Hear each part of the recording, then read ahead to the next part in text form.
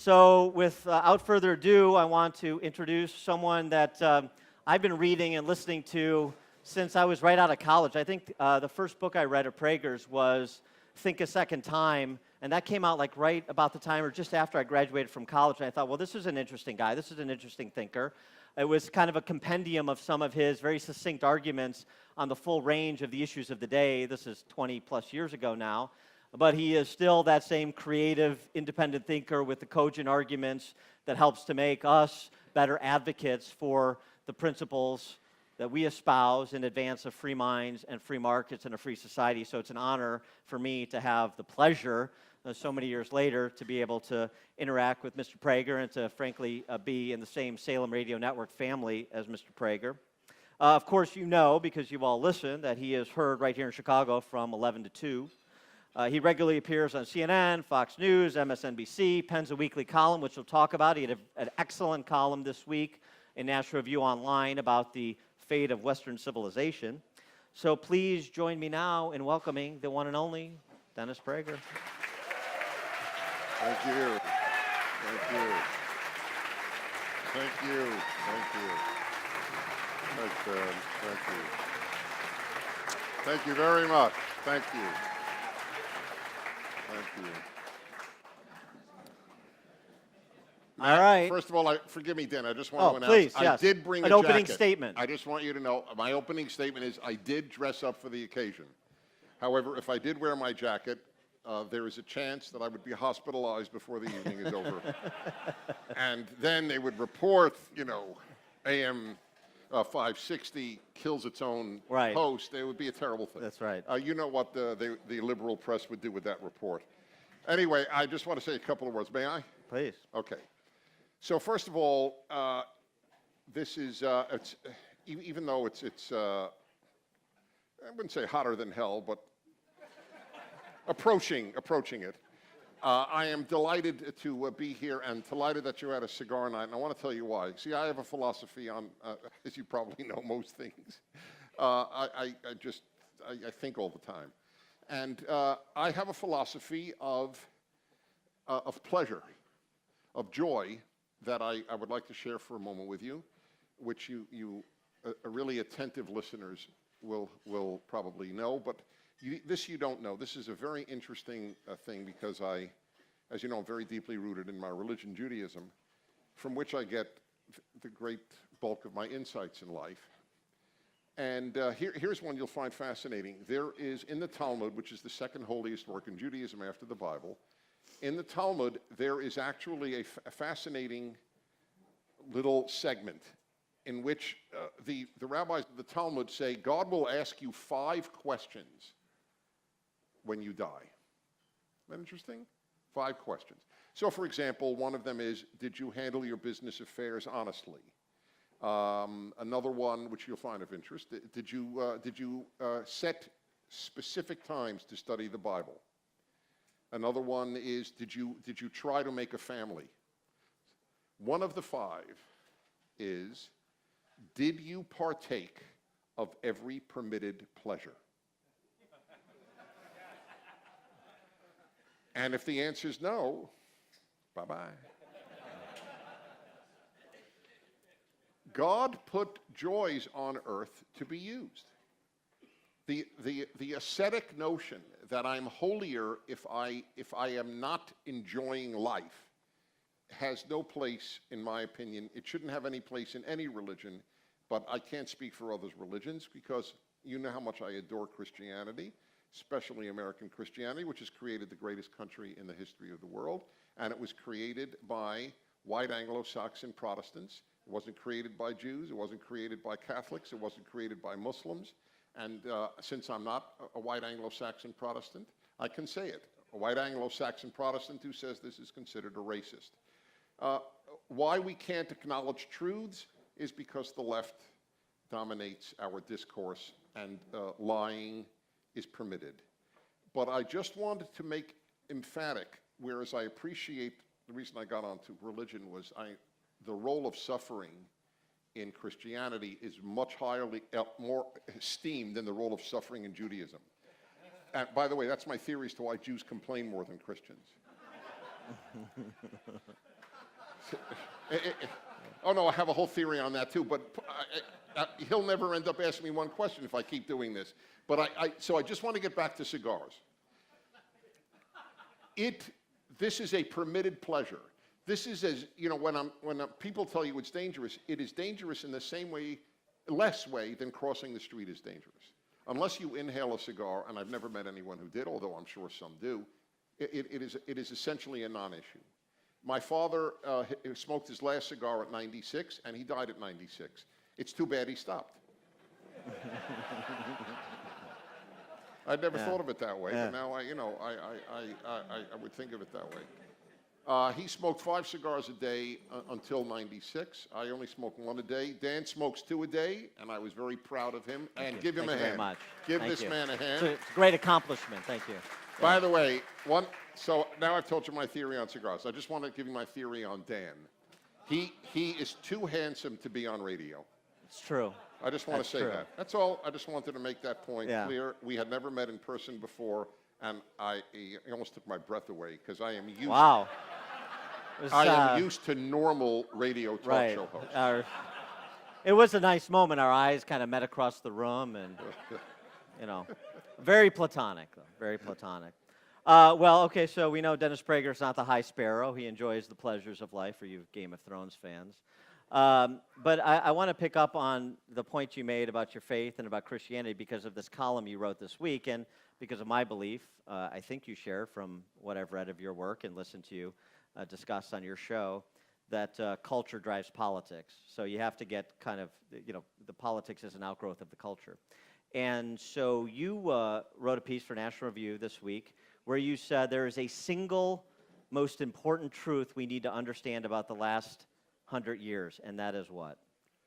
And that is that the most dynamic religion of the world of the last 100 years has been leftism. Not Christianity, not Islam, not Latter-day Saints, and certainly not my religion, but leftism. And leftism has affected everything, and Judaism and Christianity have affected essentially nothing. This is the tragic truth of the last 100 years, and even more tragic is the effect leftism has had on Judaism and Christianity. And I think people will understand there are many Catholics here. I am, to say the least, on your side. But the Pope's comments about, when asked by, on his plane coming back from World Youth Day in Krakow, Poland, just 2 weeks ago, a couple of days after the Catholic priest had his throat slit while saying Mass in France. And he was asked about it by a Catholic reporter from France. And I wish I had the words in front of me, because they're worse than anything that I will try to understate what he said.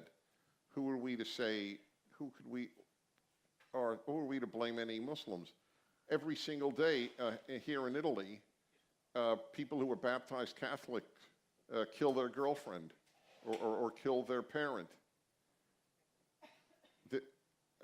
There are fundamentalist Catholics just like there are fundamentalist Muslims. I mean, do you understand what he's saying? This is what the left says. I mean, is there one Catholic terrorist? I mean, put aside the IRA, okay? I mean, seriously, I mean, put it aside. Is the world being, and that was a political specific to one arena of the world, and it was not a belief that all non-Catholics could be killed. It was a political battle in Northern Ireland. But putting that aside, and it's fair to put that aside, because otherwise you'll end up with moral equivalence for everybody. And another Daniel Day-Lewis movie. I'm sorry? And another Daniel Day-Lewis movie you'll wind up with. That's well. correct. Yeah. I mean, tell me, I mean, please. There's no difference today between Catholicism and Islam? There's no difference? A Muslim who gang rapes young girls from Muslim countries and from the Yazidis in Iraq is the same as a guy who happens to be baptized Catholic and kills his girlfriend? That's the proof, which I've said now for a number of years, almost since he was elected a pope. He comes from South America. South America's religion is leftism. Its theology is Catholic, but its religion in terms of its values is leftism. Excuse me. And so that's why I say that this has been the most dynamic religion. It now educates your children from elementary school through graduate degrees. That is the religion that is taught to your children and has infiltrated our synagogues and our churches. And so, corresponding to that, there's stories out this week, Christian militias in Nigeria being organized to fight the genocide of Christians by Islamists in Nigeria, in Western Africa, Northern Africa, Eastern Africa, into the Middle East, into Central Asia. The unwillingness of the Obama regime to kind of come to terms with the genocide that's been committed, but do you see perhaps a shred of hope in the fact that Christians and others who believe in peaceful pluralism organizing to provide the defense for themselves and their faith that perhaps Western states are not willing to provide? Well, there's always hope when good people fight bad people. One of my 5 favorite verses, I'm back to 5 again, one of my 5 favorite verses in the Bible is, those of you who love God must hate evil. It's too bad more pastors, priests, and rabbis don't cite that verse, because we're told not to hate. If you don't hate this, you're morally sick. What are you supposed to feel towards Stalin, Hitler, Mao, Pol Pot, ISIS? What are you supposed to feel? And if you don't want it directed to them, only to the sin, fine. Can you hate the sin? Can you hate rape? Are you allowed to hate torture? Are you allowed to hate genocide? I mean, it's an absurdity. If you don't hate evil, your moral compass is broken. That's why, by the way, I realized at a very young age, remember, I'm a Jew from New York, so on my birth certificate it says liberal. And so it does. You see, liberal is fixed. Gender is fluid,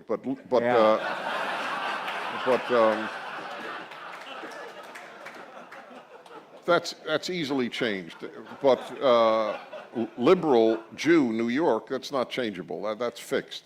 And so I was raised that way. I was raised, you're a Jew, you vote Democrat. And, it's very simple. But at a very early age, while I didn't leave the Democratic Party till Ronald Reagan, at a very early age, I knew the left was morally sick. And I knew it because of communism. They didn't hate communists, they hated anti-communists. That's why they hated Ronald Reagan when he announced that the Soviet Union was an evil empire. And Pope John Paul II, for that matter. And John Paul II, that is correct. And Margaret Thatcher, and so on. So that is a very big and important value to have. So if these Christian militias are fighting them, this is what's going to happen. Some of these Christian militias will commit atrocities, and the New York Times will have a front-page article on Christian militias doing atrocities in Nigeria, committing atrocities, and that thereby having a moral equivalence, just like the New York Times 31 days in a row had Abu Ghraib on it. A few soldiers humiliated Iraqi prisoners who had been part of the Saddam Hussein regime, and that was the headline. So it is clear there's no difference between essentially Saddam Hussein and America. And so that's what you will get. I predict it now, because there will be atrocities, there's no question. And so we will learn there's no difference between Christians in Africa and Islamists in Africa. That's what will happen. And so, so building off that leftism is the most important single thing to understand about the last 100 years, the religion of leftism. What is that, and as you say, infiltrated our places of worship, K through 12 schools, obviously higher education. So is that what begets a Hillary Clinton versus Donald Trump matchup? Donald Trump, who you have called a wolf in wolf's clothing. No, I called him... you called him a sheep in wolf's clothing. Yes, right. A wolf in sheep's clothing. She's a wolf in wolf's clothing. Yes, he's a sheep in wolf's clothing. Right. That's what I do believe. And I wrote against him. He was my 17th choice. I said, he was. I mean, as soon as he said the thing he did about John McCain, he lost me because I thought it was cruel, and I don't like cruelty. Having said that, though, I did say in my first piece for National Review, and I wrote about 5 against him, that if he is nominated, I will vote for him. And I have not wavered a one iota about this because here's my analogy. Tell me what you think of it. Yeah. Here's my analogy. You have two doors, okay? You have to open one of the two doors. Over one door, it says, man-eating lion. Over the other door, it says, perhaps a man-eating lion. Right. Which Yeah. door would you open? Yeah.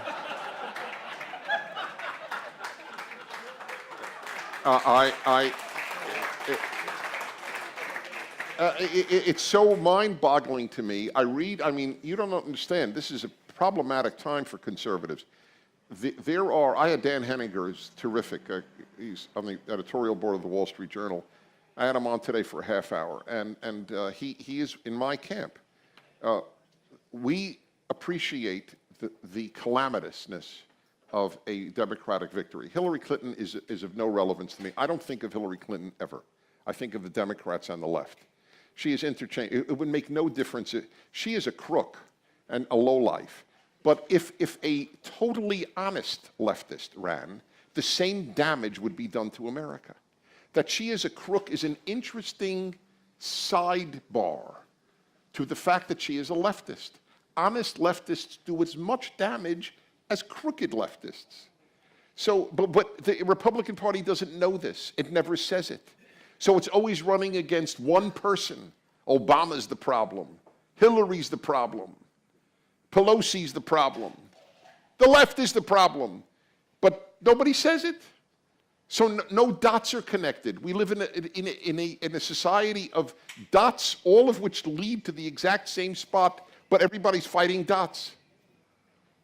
So this is in a nutshell the problem. Anyway, that's the door analogy is to me perfect.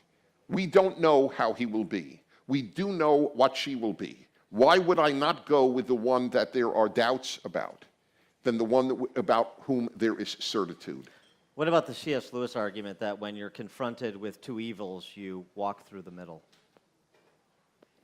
If C.S. Lewis were living, it would be very interesting to ask him whom he would prefer, given the stakes today. And I don't know how you walk. If you walk through the middle in this instance, you are opening the man-eating lion door. Because the people walking through the middle are not leftists. The people walking through the middle are erstwhile Republicans. So if you walk through the middle, it is a vote for Hillary Clinton. To deny that is to fool yourself. And I'm not a fan of people fooling themselves. So a kind of pedestrian electoral question then. How is Trump doing? Because he's not much of a dot connector. He's more of a sloganeer. How well is he doing? We'll only know on election day because we didn't know how well he was doing in the primaries. I don't know.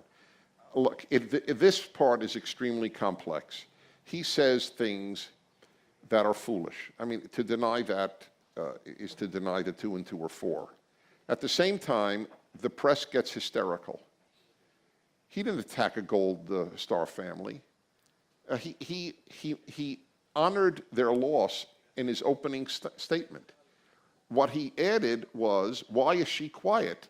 And his intimation was that among traditional fundamentalist Muslims, women are kept quiet. That's a fact. So he wasn't insulting the loss. He was inappropriately because he walked into the trap. He should have said nothing. I am sorry for their loss, and we are fighting the same enemy. Their son died fighting Islamist fundamentalism. That's the fact, and I honor their son for it. Whatever the parents' philosophy may be is not my business. I honor his law, and it would have ended the whole issue. He didn't have to, but he feels he has to answer every insult.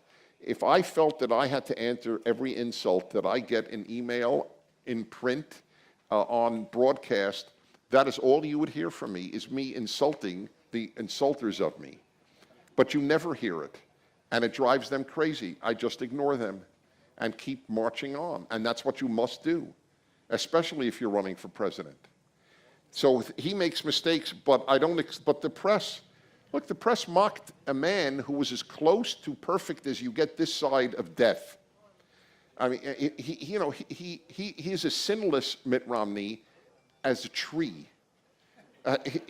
It's just not, I'm amazed that he breathes. He's so sinless. I mean, I am God knows what compared to that man. And I'm a pretty good guy. But this guy is he's Mr. Virtue. And look at what the press did with him. In high school, he bullied a gay kid. First of all, nobody knows it's true. Who remembers who bullied who in high school? But let's say it was true. So what?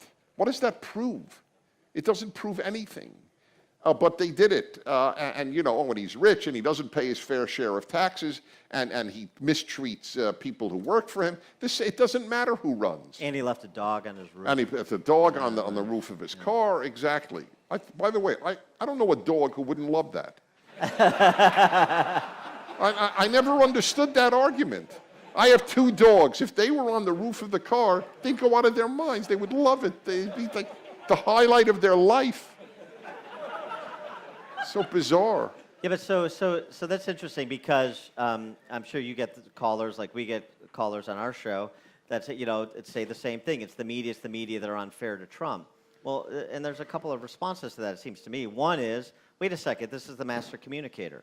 This is the guy who manipulates the media. He manipulated the media. He played them like a fiddle in the primary, which is why he was able to navigate around that crowded field. He's the celebrity reality TV show star. He totally gets it. He's a master communicator. So on the one hand, he is manipulating the media, but on the other hand, he's the victim of media manipulation. That's one problem with that line of kind of wailing about the media. The other is that it's built into the price of running for president. You just mentioned how Mitt Romney, this probably the best human being, as you said, who's ever run for president of the United States, how he was treated so poorly, and they manufacture things when nothing is there. And yet we're supposed to be aghast and surprised and assuage a potential loss again by saying, well, the media was in the tank for the left. The media is always in the tank for the left.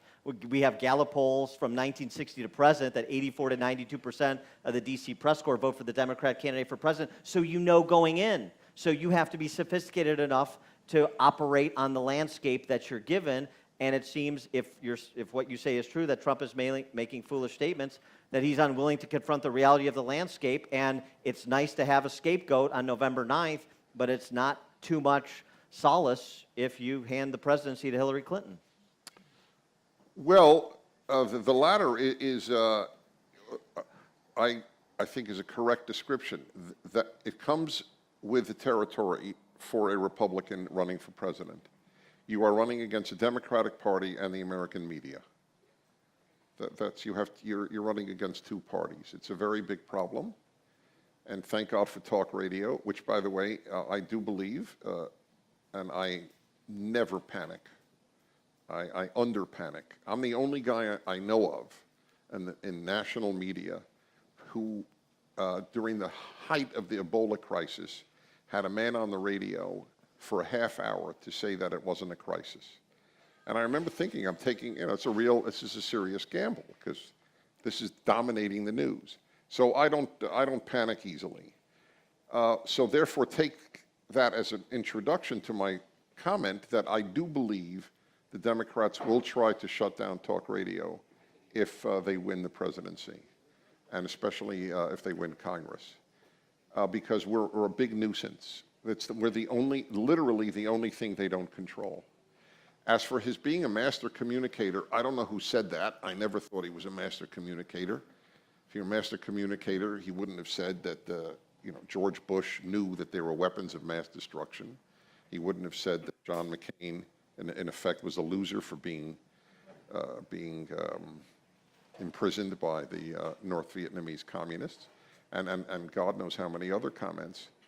The reason that he got away with it was that the media are not stupid. They waited till he was nominated to start skewering him. And that's exactly what they have done. Right. He's the candidate they wanted, and they got him. Yes. Well, so if you were in Camp Trump, on the Trump train, as it were, what would your advice be to him as we find ourselves on August 11th for the last 90 days?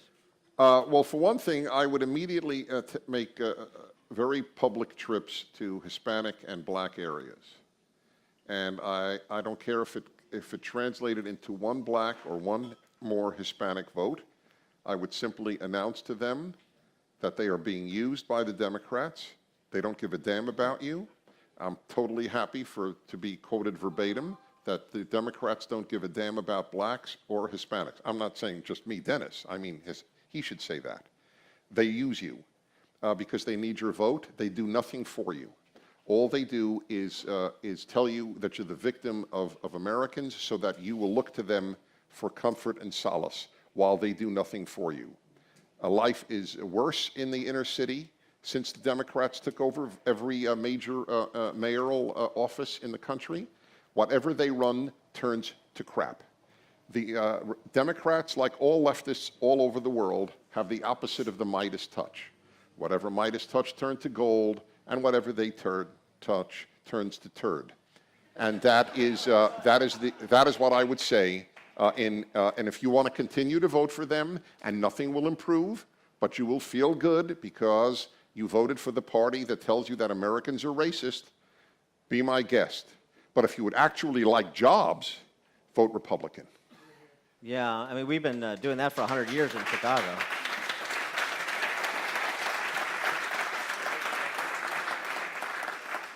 The contempt the left has for blacks is unparalleled.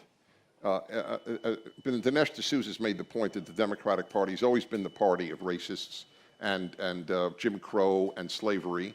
And they're not for slavery and Jim Crow now. That is obviously an absurdity, and nobody says they are. But they are within today's context just as unhelpful, and I'm using the mildest term I can, for minorities as they have ever been. But if somebody has to say this, and I actually do believe that if he went into black areas and said this, if you want jobs, vote for me. If you want to be told how bad it is for you, vote Democrat. Well, I mean, so here's the challenge with that, it seems to me, is that you have a Republican Party that has not made the ground fertile for any singular candidate to flip the script in those communities. That doesn't mean that he shouldn't do exactly what you say and say exactly the things that you said, but in terms of translating to moving the needle in those communities or moving the needle writ large for people that have empathy for the disproportionate percentage of minorities that are left behind by, Democrat-ruled urban centers and Democrat-ruled states like perhaps this one. But in terms of trying to make this a referendum question, this election, 90 days, you got 90 days to win an election.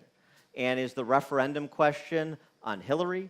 Is that what he needs to frame? Is the referendum question law and order? And I'm on the side of law and order, and they're on the side of anarchy and police assassinations.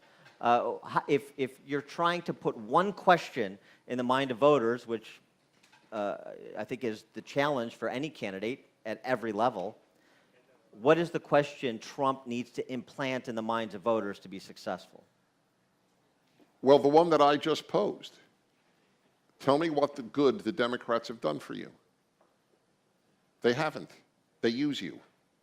And look, big lies are believed because they're repeated a lot, and big truths are believed if they're repeated a lot. That's a truth that needs to be repeated a lot. But your earlier point is a devastatingly important point, that the Republican Party has not laid a fertile ground for this. Shortly after I joined the Republican Party in, I guess, early 1980s, I began announcing that there were two parties, the destructive and the stupid, and I have joined the stupid. I left the destructive to join the stupid. And it's painful. It's good to laugh because it's healthier than crying. So I'm a big fan. We should all laugh. But the country is in such terrible shape.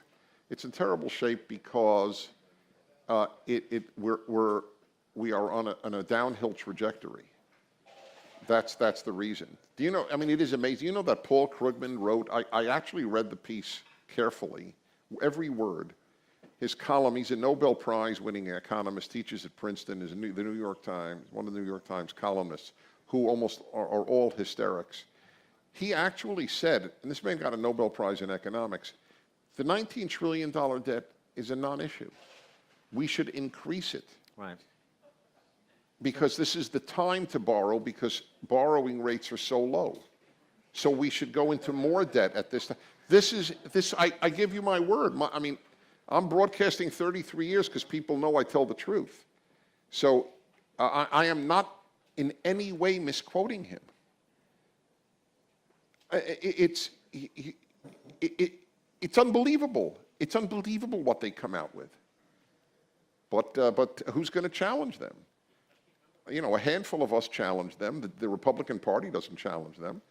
If Trump got up and said, folks, look, here's a Democrat hero, New York Times columnist, Princeton University professor, says, let's get into more debt.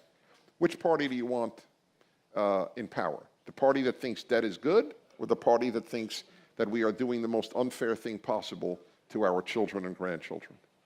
Well, so that's an interesting jumping off point, because it seems to me one of the things the Republican Party has done, being the stupid party, as you say, despite the fact there's a lot of smart people that comprise this stupid party, is they start from the premises of the left. And this started well back, but I think it started to reach a fever pitch when Mitch Daniels gave his Red Scare speech at CPAC 4 years ago when he was contemplating running for president in 2012, where he said, truce on social issues. We need to have a truce on social issues. And Mitt Romney essentially adopted that in the 2012 campaign.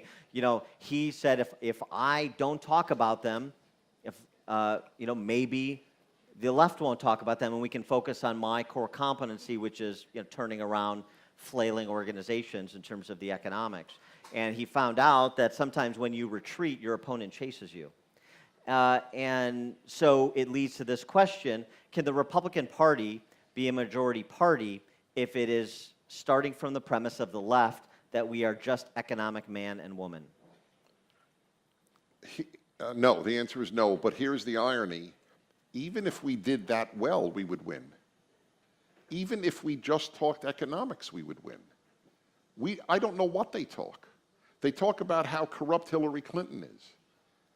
I don't see that as a winning, frankly, as a winning item. The people who support her couldn't care less if she sold America for a pot of gold, which is exactly what she and her husband did. Okay? Her husband probably raped a woman, and they have the audacity to say that they're feminists. I mean, please, the list of mind-boggling moral distortions is almost endless. But even if they did the economics right, like I just did, what is moral about giving $19 trillion of debt to our children? What is moral about it? And how much of that, in any event, is just paying for votes? Vote for us, we'll give you more money. That's what the Democrats are about. Vote for us, you'll get money. That's the popularity among Hispanics. I had two brilliant young Hispanics, one from Guatemala and one from Venezuela on my show. One, Prager University brought up from Guatemala, a beautiful, brilliant Guatemalan libertarian who has just made a Spanish and English language video for PragerU, and a Venezuelan young man who was started based on our videos. He started a whole conservative movement in Venezuela. And they agreed with me. I mean, they understand that in Latin America, there is no questioning of socialism. Do you know who they blame in Venezuela for lines for toilet paper and lines for food? They blame Maduro. Sometimes they blame Chavez, but it's sort of like blaming Lenin under communism. They blame Stalin, but not Lenin. They don't blame socialism. The opposition is socialist. It's mind-boggling. So this is why she wants 10, 11 million more illegals to become citizens so that they become Democrats. That's what it is about. She doesn't care about them. She cares about power. See, we have a built-in disadvantage. We want less power. It's very hard to win on the vote for me, I want less power. Vote for me, I want more power to fix your life. Vote for me, I want less power so that you can fix your life. Hillary Clinton said in her speech that her mother, and I don't know if anyone else brought this out, because I study speeches of these people, then I then analyze on my radio show, like I studied Torah text in Jewish religious school. We were taught to read every single word of every verse and then ask, why did they say this and not this? Why does it say this and not this? It's part of the reason that I read slowly. But what I do read, I read effectively as a result of it. She said, and it seemed to have bothered no one, she said, and I wish I had the words in front of me, but essentially this: my mother at 14, or was it her grandmother? I guess it was it her mother? I think her grandmother. My grandmother at the age of 14 was abandoned by her family. And thanks to the goodness of the American people, she made a wonderful life for herself. That's our point. Before big government, it was 1933 when her grandmother was 14. That's before Roosevelt could do the damage that he started doing by ever-increasing government, which became much worse under Lyndon Johnson and Barack Obama. Until then, Americans helped Americans. The notion that the state will help you first was an import from Europe, specifically from Germany, the mother of all bad ideas. The Germans' ability to come up with bad ideas is really, it's a gift from God. And this is where we got socialism from. Do you know, where did the first professors in the late 1800s get their PhDs? American universities were not PhD granting universities. They all went to Germany.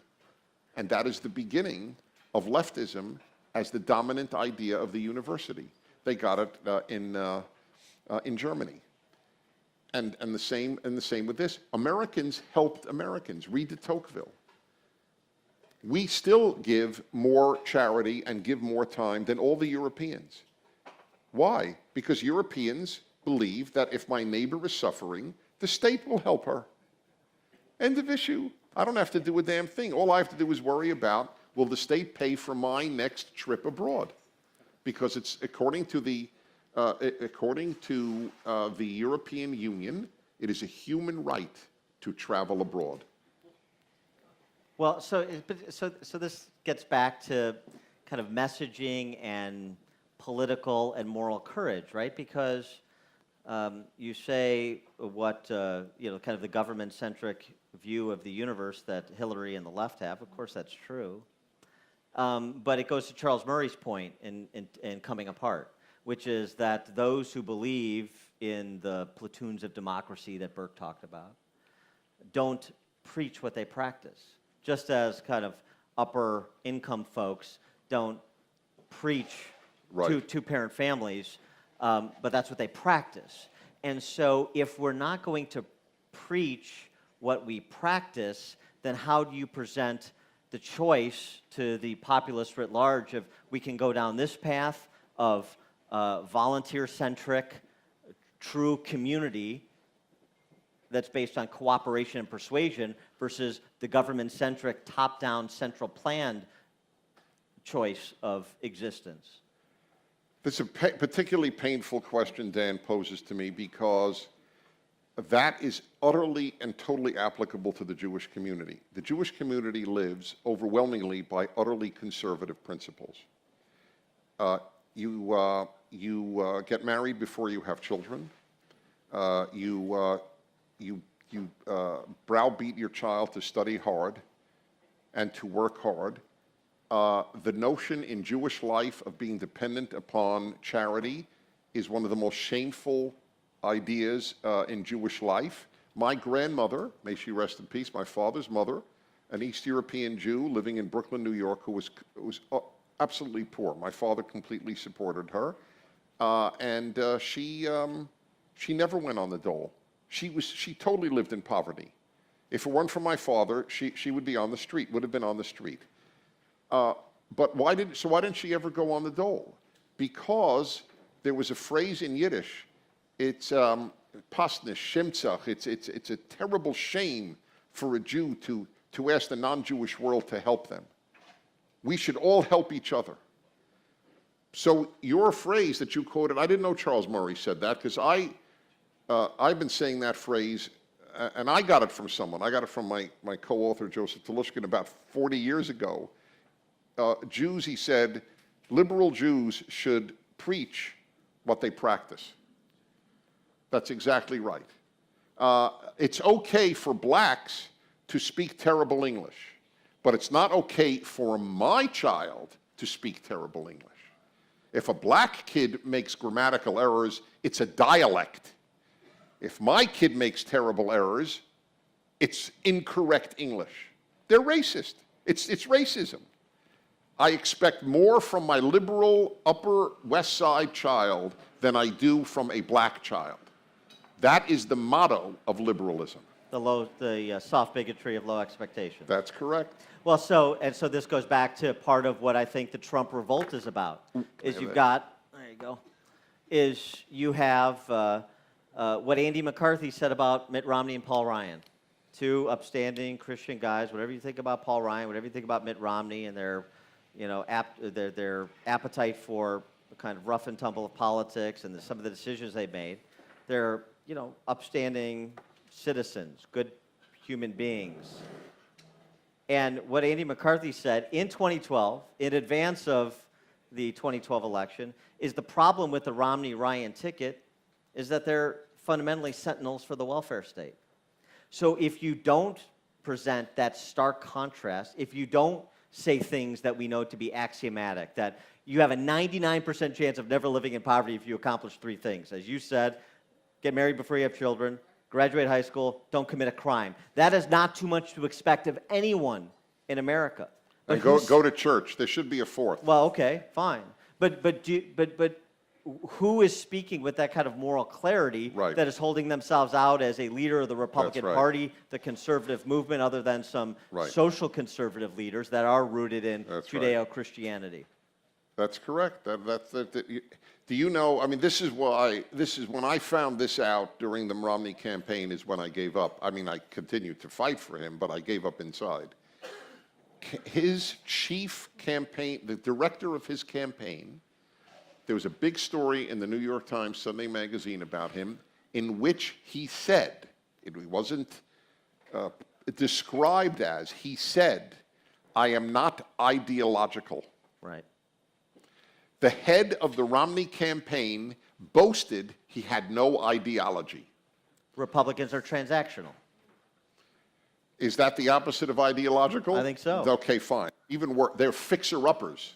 Yeah. As you pointed out. Romney, he fixed the Salt Lake City Olympics, he'll fix America.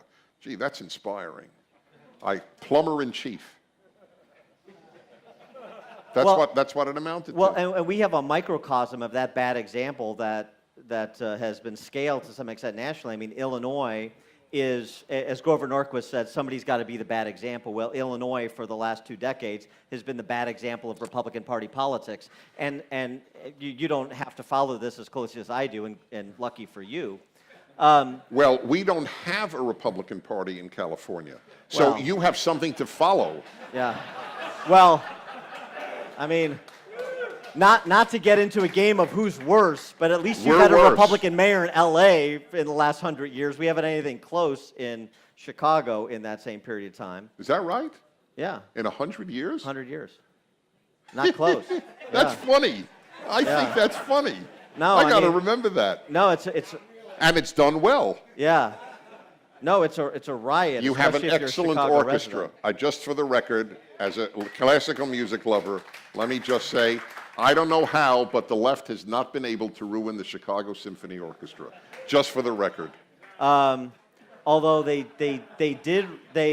do show up in odd places because, as you say, they have a monopoly on the cultural institutions because even conservatives who appreciate the broad spectrum of the arts concede that territory as well, like we've conceded, say, for example, K through 12 in academia. So I saw a performance of La Boheme a couple of years ago at the Lyric Opera, which is one of the great opera houses in the world. And in the middle of La Boheme, what do? This was when Gangnam Style was like the Macarena of the moment. That South Korean, North Korean sympathizer, rapper, whatever. And in the middle of La Boheme, they broke into a little iteration of Gangnam Style. No kidding. Yeah. Spitting. Yeah, that's true. They do affect that. Yes, opera has been affected. That's correct. It's very hard, though, to change the notes in Beethoven's Fifth. If they could, they would. Right. And lapse into the Marseillaise in the middle or something like that. But Yeah, you're I right. think- Yep. I They think- do that to opera. I think Ice-T is going to do a rendition of that for the Lyric Opera in a forthcoming season. But what about that? What about the idea?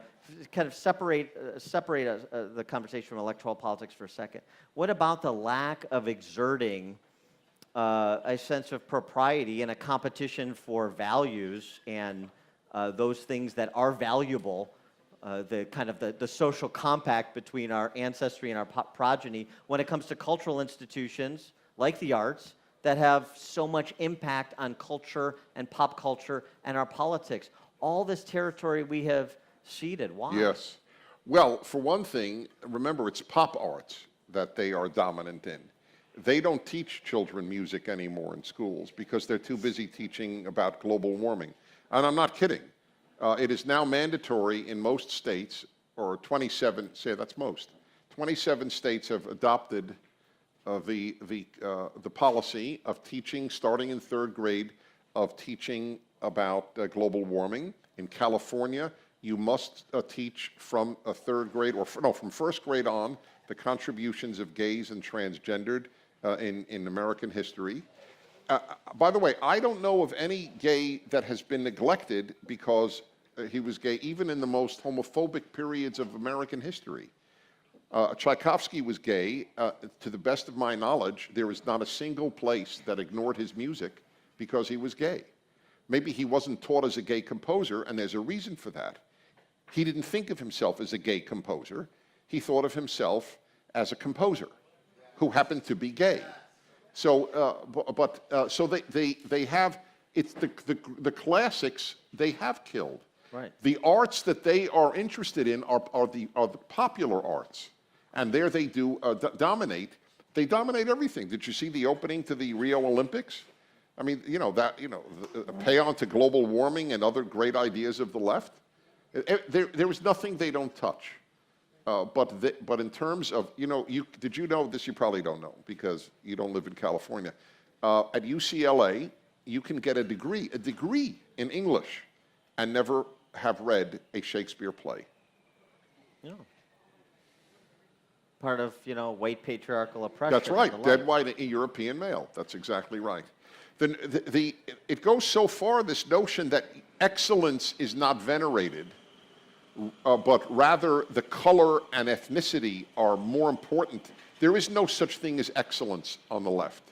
There is a war on excellence because there's been a disproportionate amount of excellence coming from white Europeans. Therefore, excellence is a non-issue any longer. And so the New York Times, I am very much into classical music. I conduct orchestras in Southern California. I'm very serious about music. I will be conducting at the Disney Center next year, believe it or not, the Santa Monica Symphony Orchestra, which is a coup because it's Santa Monica. I don't know if you know what that means.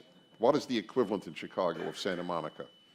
Where is Che Guevara a hero in here? Winnetka. Winnetka? Okay, so if Winnetka had an orchestra, okay. Anyway, I was reading the New York Times chief music critic a few years ago made a list of the 10 greatest composers, which is just fun to read because, where do we differ, where do we agree? So he did not include, Anthony Tomasini is his name, he did not include Haydn, who was the father of the symphony, the father of the quartet, the father of the piano trio, the father, along with Handel, of the oratorio. He's basically the father of everything essentially except the opera and the concerto. So it's father of the sonata. I mean, he's the giant, one of the giant of giants. Haydn wasn't included, Handel wasn't included, but Bartók was included, Debussy was included. And I'm not knocking them, they just are not as great as Handel and Haydn. But he said why?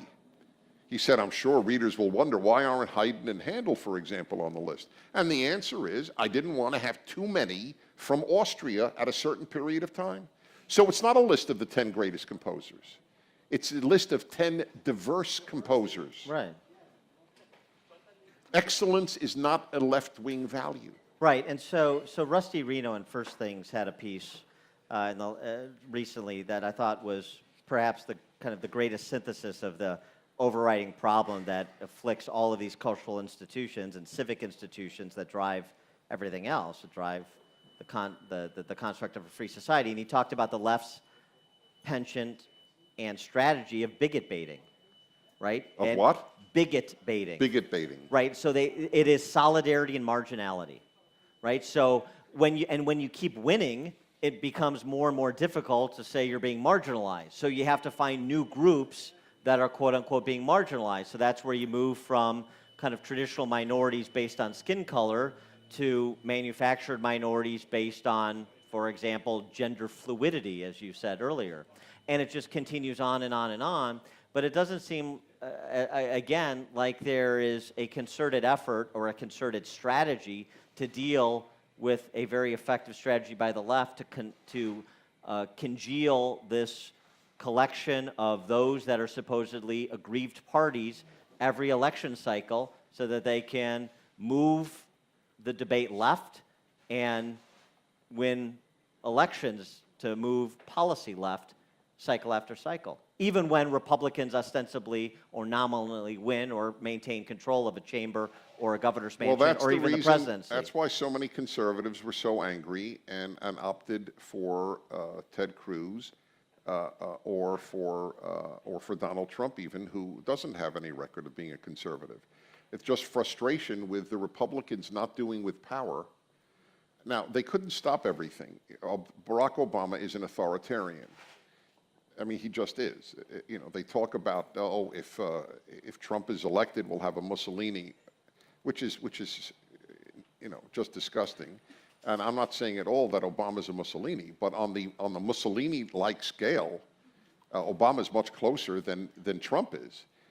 He has done just the Iran treaty.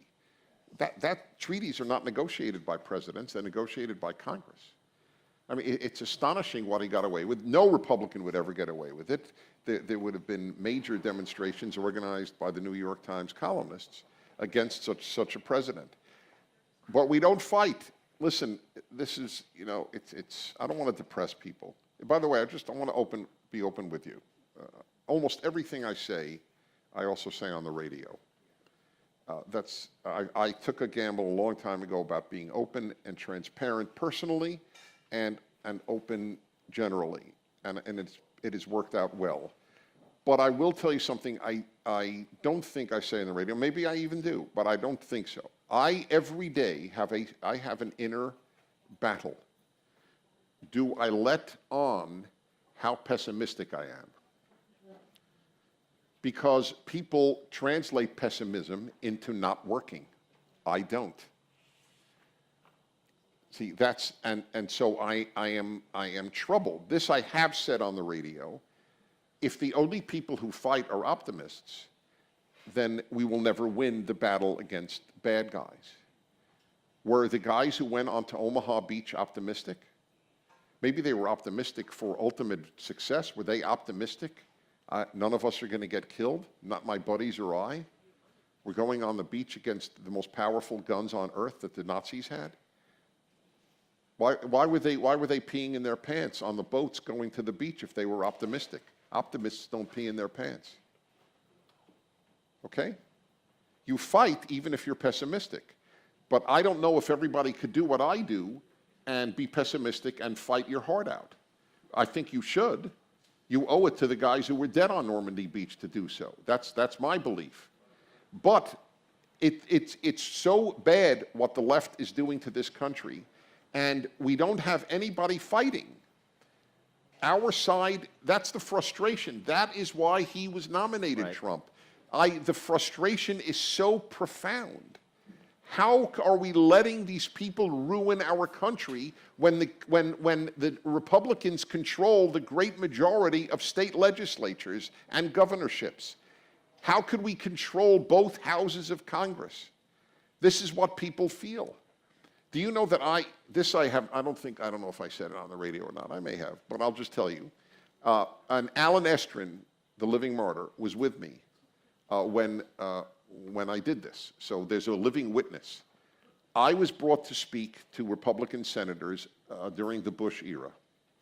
And I spoke to about a dozen Republican senators, which is a lot because they don't have time to meet with people. I was very honored by this fact. And I said, while we have the president and Congress, we have to pass an amendment defining marriage as between a man and a woman, because the left is going to overturn this if we don't have an amendment to the Constitution defining marriage. And they all looked at me as if I had visited from another galaxy, and the polite ones said, that's not, Dennis, that's never going to happen. Courts will just throw it out. And that was it.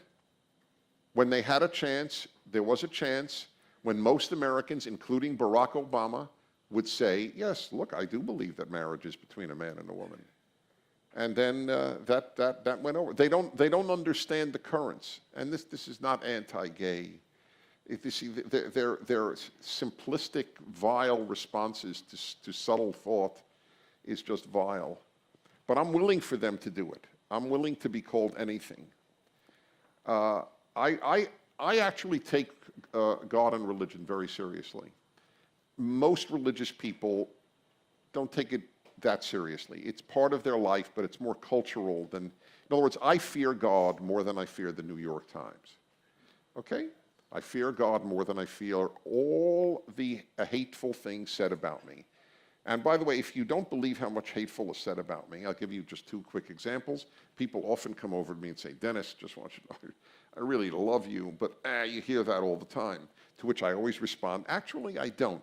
Why don't you Google Dennis Prager asshole and see how many hits you get. When I did it a couple of years ago, I got 50,000 hits. And I have your reaction. I think it's hilarious. I don't lose a nanosecond of sleep over it. I don't answer to these people. I answer to God. And that's a very helpful thing in life. I wish Republicans felt that way. I don't care what the New York Times will say. I have to say what is true. But they do care what the New York Times says about them. A lot of them really do. That's a very big problem. Well, what you were saying before, too, about putting in the fight. So I, especially in these times, especially in this state, I often go back as reference material to Whittaker Chambers and Witness. That's right. Right? And so Whittaker Chambers defects from the Soviet Union to America, converts from atheism to Christianity. He believes he's on the wrong side of history. That's right. But he puts in the fight anyway because he thinks he's doing what is right. And the lesson, of course, is that do what you think is right. Even if you think you're going to lose, you may turn out to be wrong.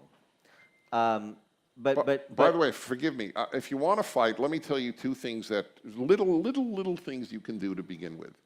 First of all, you should patronize every sponsor of WIND. Yes. All right? That is a very little big thing that you can do. And it always amazes me that people don't think that way. Talk radio is the biggest single problem the left has in the United States. And we are only able to do it because people sponsor our shows. That's why every so often I get a letter, there are too many commercials on your show, to which I say, you're right. So let me tell you how to fix it. You pay for that time, and I will broadcast, and we'll have no ads. That answers it. There is a very simple way. If you can't supply the money to keep WIND going, shut up. And buy the products of the people who do make it possible. That's just an example. the people who sponsored this evening, and by the way, I'm not getting 10 cents for this evening. This is part of my commitment to go to various stations that take my show, because I am so grateful that they are giving me the voice that I have. So I just want you to know, I don't have I have a dog in this race because this is what I do. But I have the same dog in the race that you do, because you need the voice of talk radio. Now, let me tell you my other project. My other project is Prager University, and we are making a difference. We have 100 million views. We are the largest voice of conservatism.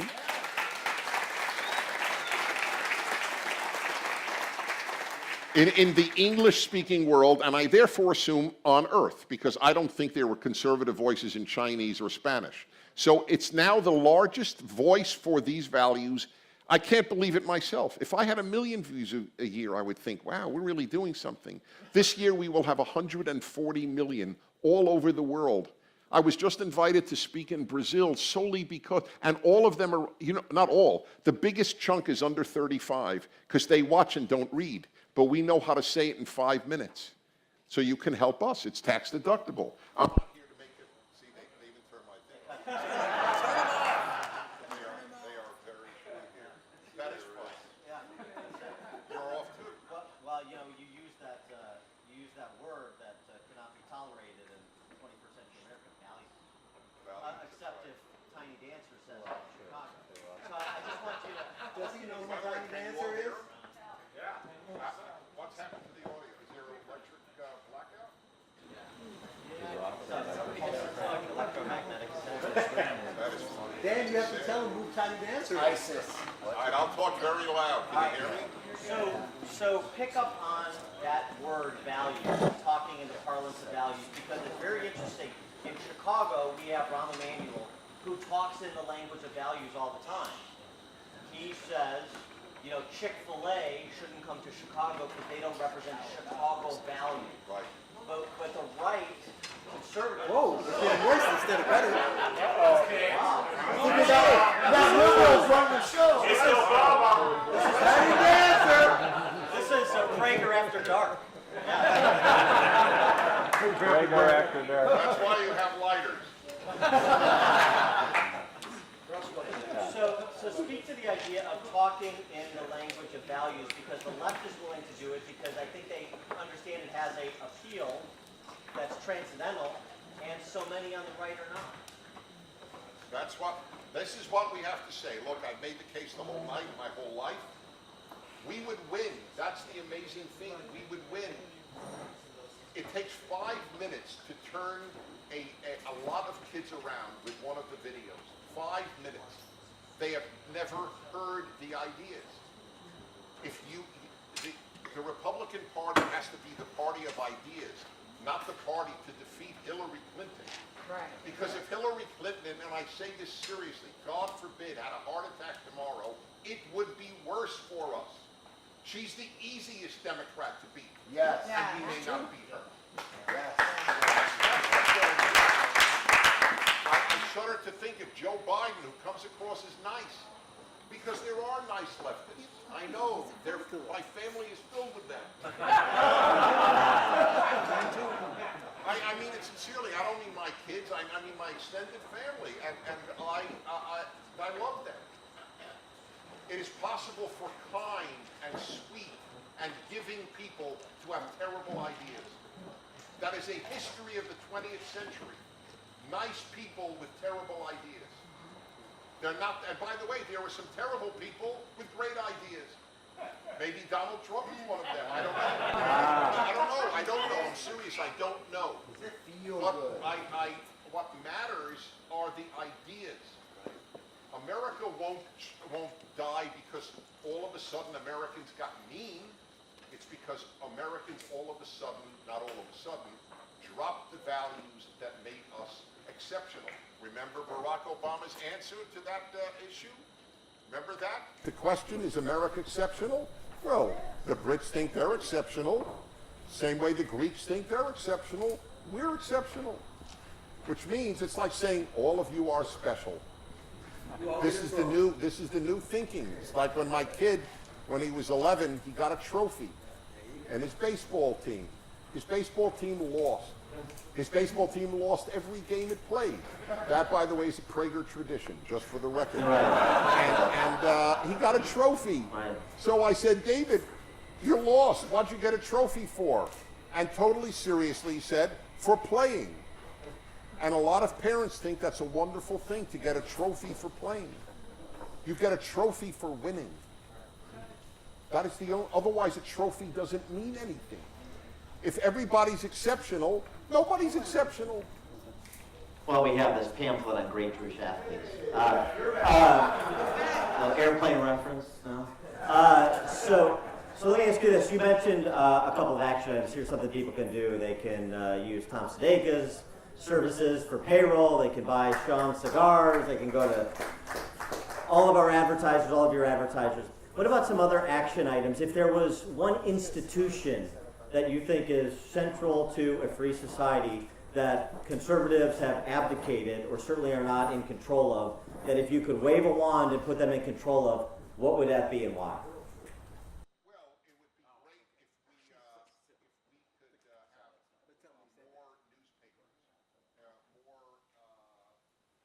more television news. If NBC News started broadcasting, because remember, most people don't get their news on television from Fox or CNN, because most people still get it from NBC, CBS, and ABC. But I'll tell you one thing. Does that help? Yeah, there you go. All right. Yeah, that will save my voice. Imagine you'll hear me hoarse tomorrow, and only you will know why. Here is one thing. It's a challenge that I have to secular conservatives. There are a lot of secular conservatives, and by the way, I love these people. We're fighting the same battle. But they have forgotten, too, that America was not meant to be a secular nation.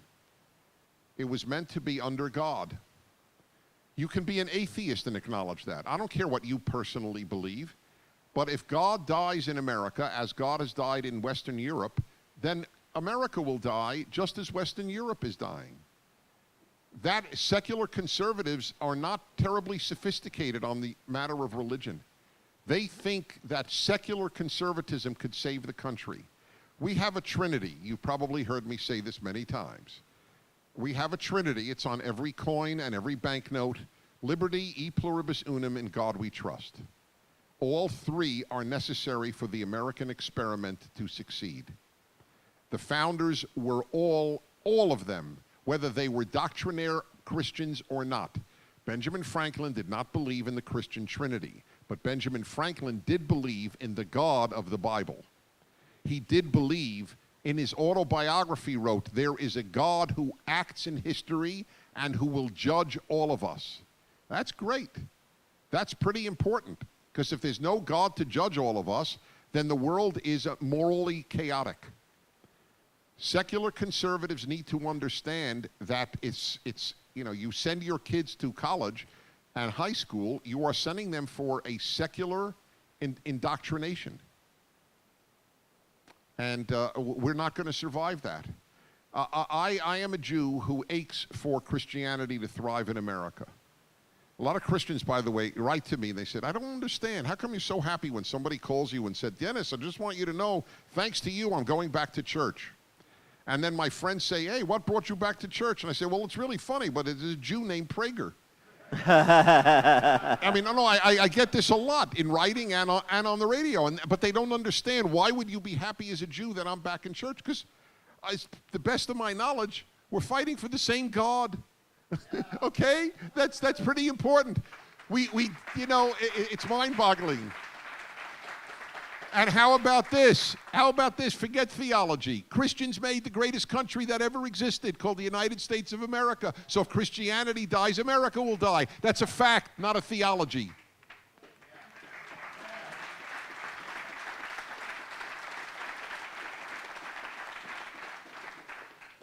All right, let's take some questions from the studio audience here.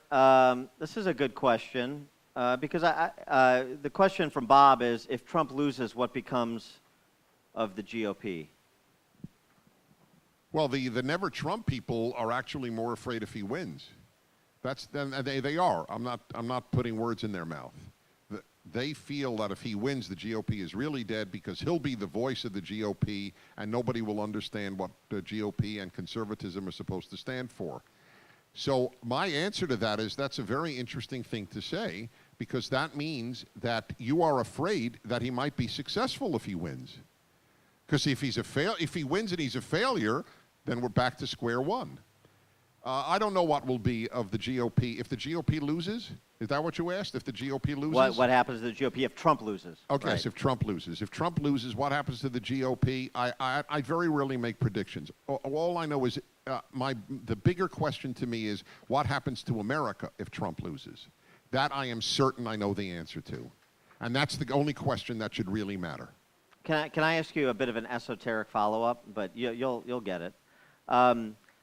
Do you see some of the never-Trumpers, including some of your colleagues at National Review, the Kevin Williamsons and the Jonah Goldbergs, people that are conservatives, thoughtful conservatives, conservative intellectuals, do you see them as a bit of kind of the anti-disestablishmentarianisms of the 21st century?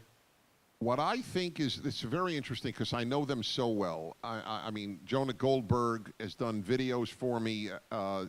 Bret Stephens of the Wall Street Journal has done videos for me. George Will has done videos for me. These are all never-Trumpers. George Will has left the Republican Party. Look, I adore these people, and I continue to adore them. I think they're wrong. What I think that they might be falling into a trap that is very understandable, and that is, and of course, you know, Ben Shapiro, who I see almost every day because we work at the same home-based station. They may be falling into a trap, and they, of course, feel I'm falling into a trap. That's fine. But the trap that I think they're falling into is I have principles, and whatever the cost, I want to uphold those principles. So fine. So then so here's my principle, and then they have their principle is that a conservative should be an honorable human being, and he has not demonstrated being honorable. Fine. I'll grant all of that. Fair enough. My principle is that I rather defeat the left with a dishonorable human being than have the left win, and I could still say I never supported a dishonorable human being. So we have a clash of principles, which ultimately will be more important in saving the United States of America. And my analogy, and it is not meant to, God forbid, compare Trump to Stalin or to compare the Democrats to Hitler. But we did support Stalin in fighting Hitler. If you took the never-Trump philosophy, we never would have supported Stalin. How could America support the greatest genocidal monster in history prior to Hitler and Mao? How could we do that? Right? We're supposed to have principles. How could we possibly support Stalin? But it was believed that the greater good at that time was the defeat of the Nazi regime. And it was, in my opinion. It was correct to support this despicable genocidal monster. Well, Trump is not a genocidal monster, so I don't have that particular problem. But America is being destroyed by the left, and he's the only vehicle we have at this moment to stop that from continuing. He is an utterly flawed vehicle, but he is my only vehicle. And I challenged the wonderful man, Bret Stephens, at a Prager University weekend. We had a debate on this. And to be honest, I have not gotten an answer from him or from Jonah or from Ben. I debated Ben Shapiro for an hour on my own show on this issue. I don't believe that they have an answer. They are so committed to the idea of, well, we have principles. So do I. I have pretty strong principles. And my principle at this time is that defeating the bad is the greater good. And I gave an example which would touch you very deeply, and I think is a very powerful one. I know it's a powerful one. I have been broadcasting for 33 years, and without even a close second, the most powerful interview of my life was with a woman named Irene Opdyke, O-P-D-Y-K-E. Irene Opdyke was she has since passed away. Irene Opdyke was a very religious Catholic Polish woman. During the war, as a very young woman in the war, she was the woman, the caretaker of a Nazi commandant's house in Warsaw. She was hiding 12 Jews underneath the cellar, in a secret trapdoor of this Nazi's house. She was hiding them and giving them food. He caught them one day and said to her, "You sleep with me, you are my mistress, or they get sent to a death camp." This is A, a woman. This is B, a religious Catholic woman. She is committing fornication and worse, adultery, because he's a married man. So she could have said, "I'm sorry. Believe me, I tried to save these Jews, but I have principles. I don't commit adultery." But she didn't. She slept with him and saved 12 Jews. And do you know that there were listeners who called, not with her there because they didn't want to hurt her, but who called me afterwards and wrote to me, "We admire this woman, but as religious people we have to say she sinned. And a sin is a sin, and she was wrong." They sound to me in some way sort of like the Never Trump people. They have their principles. You never commit adultery. But she had her principle. I will commit adultery to save 12 innocent lives. I will support this guy, as scummy as he might be, because there is something so much worse on the horizon, and that is a 40-year left-wing Supreme Court. On that alone, forget all the other horrific things that will ensue from a Democratic presidential victory this year. So I have my principles, the Never Trump people have theirs, and it's a clash of principles. You choose.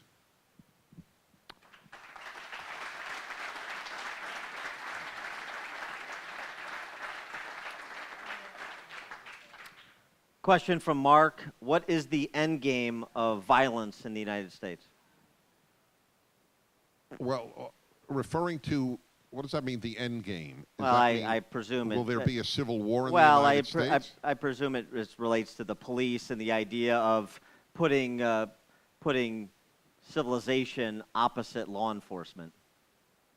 Well, that's of course what's done, and the vast increase in mostly black deaths as a result of the Ferguson effect, as it is called, because police, totally understandably, just don't want to get involved in black areas because they don't know what will happen to their names, their lives, their careers, and their families. And so why should they be proactive in saving black lives when there may be the situation that arises that somebody videos and shows them falsely, sometimes correctly, but overwhelmingly falsely, to have actually done something in taking an innocent life for no good reason. And so this doesn't trouble them. It really doesn't trouble them. I really believe that. I believe that it does not trouble Black Lives Matter that there is a vast increase in the number of dead blacks as a result of their work in demonizing police. I don't think it bothers the New York Times. I mean it. This is a real charge I'm making. I am making a charge, and I know everything I say is recorded. I do not believe that the vast increase in black deaths as a result of police pulling back bothers the New York Times editorial page as much as police racism bothers it. Okay? That's how warped the left is. Very cavalier with the lives of others, yes. Question from Todd. And this is a great question because you probably get this. I get this all the time. You know, your show, I like your show and all that, but you're mainly preaching to the choir. And I usually respond by invoking the sainted William F. Buckley and saying, well, sometimes preaching to the choir is good because you help them to sing better, and that's important too. And so to Todd's question, what is the best argument to convert my liberal friends? Wow, what is this, another gift? Oh, because the other one is, it's right. penance because he's a never Trumper after that story you told. Yeah. By the way, let me just say a word. He has great cigars there, and he has, this will interest a very small minority here, and this will sound awful. I don't care. So I just want to tell you, though, part of the joy of cigar smoking, which I've been doing since I was 15. My father gave me my first cigar. He thought I wouldn't like it. I loved it, and that was the end of it. And he didn't. My father couldn't care less if I smoked cigars. As I told you, he smoked his last cigar at 96. And anyway, there's a great debate. What is the best? How many of you are cigar smokers? Would you raise your hands? Oh, it really is a small minority. I'll be very quick. What is the best? A complete cut, a V cut, or a hole? This is a big issue. V cut. Correct. And I want you to know he is selling the finest V cutter in the world. I just want you to know. Grab it before. It's in my pocket. I travel with it. So we even picked the same color of it. Okay, just wanted to say that on behalf of Sean. And Why grab don't it you before he ask- jacks up the prices after that endorsement. That's right. No. And by the way, he should. He is absolutely right. Right, It exactly. was originally $39. It is now $216. And Yeah, right. now, not all of you smoke cigars, but you all believe in capitalism and the free market. All right, just wanted to make that clear. Did you ask me a question before? I got did. Yeah. I did. The best argument Oh, okay. to convert my liberal friends. Right. It depends. First of all, is your liberal friend a liberal because of ideas or because they hate the right or because they've been indoctrinated and won't listen? It depends if they'll listen or not. There are many people who won't listen, and therefore it's not if it's a relative or a friend, I don't know how much fighting you should do. I want you to keep your relatives, and I want you to keep your friends. So I don't know, but it depends on what the issue is. I think America was founded on the belief that limited government, where we take care of each other and not the state. Why would you want to change the American Revolution's essential distinction for America? I mean, the number of arguments. That's why you should show them a 5-minute video. You don't have to say anything. Here's a 5-minute video. The guy that I interviewed from Venezuela, he said it was so sweet in his Spanish accent. He said, "You know, Mr. Prager, I met God because of your videos on the Ten Commandments." He was a totally secular guy, and he saw you can be intellectual and religious. Because you're taught in secular schools all over the West that to be religious is to be foolish, is to be an idiot. But what if you find out that it's the intellectual position is the religious position?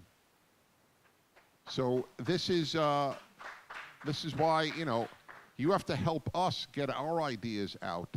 If you're not expected. You make a living doing other things. We make a living doing this. Use us. Use what we write. Use what we broadcast. Make a trade. Make a deal with a friend or a child. I'll read twice as much as you read if you just read this. For every article I send you, I'll read 3 that you want me to read. For every video, for every 5-minute video I ask you to watch, I'll watch 15 minutes of liberal videos. I mean, do anything. It's hard to expect you to make the arguments, but Buckley's point is the point. This preaching to the choir argument is a very, very silly argument. The choir forgot how to sing. The choir is the first group I want to preach to. Because if the Republicans knew how to sing, we wouldn't be in this dilemma. Right. We got to serve our coalition partners here on the center right, and that includes our libertarian friends, even our Randian friends. So Tom has a question. Why hasn't the media given more time to Gary Johnson, and should he be included in the debates? Well, sorry. This is the mic. This is the cigar. Right. This is the, why we want that. Right. One has a V cut. Well said. Yeah, that's right. I'm not a Gary Johnson fan. I'm not a Libertarian Party fan. I'm a Libertarian think tank fan. I've had the head of the Cato Institute make videos for Prager University. What's the highest, accolade I could personally give somebody? I gave the guy millions of viewers that he didn't have before. But I heard Gary Johnson at length interviewed on CNN by Anderson Cooper, because I was on Don Lemon right after that. So I decided to hear what was on before I was on. And if I didn't know who it was, I just would have thought it was a leftist. I didn't hear the whole thing, I admit it, but I didn't hear a single conservative idea coming from the man. And when asked about religious liberty, he was on the left side. Yes, people should be arrested if they won't bake cakes for gay weddings. That was his answer. So I don't know exactly what appeal he has other than the word libertarian to any conservative. So I'm sorry, I don't want to disappoint you, but that's been my reaction. The Libertarian Party, I've never been a fan of. I've been a fan of libertarian thinkers, but not of the Libertarian Party. All right, and going back to the issue of making the choir a bit less cacophonous, Colleen asked at the RNC, the convention, Sean Spicer said he'd use your talent, Dennis Prager, to help the GOP. Is that happening? It isn't, but it's not his fault. I 100% plead guilty. I owe him the call, and I believe that he would. I know he would take it, and I have been remiss. And I have so much on my plate that that's been the problem. It is, I write 6 columns a month. I write a column every week for National Review, Town Hall, and others. I write a column every other week for the Jewish Journal because all the readers are liberal, and I talk about not talking to the choir. They're angry at the Jewish Journal for even printing me. But I'm having an audience that otherwise would never hear these ideas. Then the books, then the radio show, then the speeches, and then Prager University. So now to take on the Trump campaign, you might say, right, priorities, and you're right, and I am guilty, and I will call him within a week. All right, there you go. Nice. Well done, Colleen. Yeah. With that, Dennis Prager, thank you so much for being here. Dennis Prager, give him a round of applause. Thank you, everybody. Let me just thank you very much. Thank you.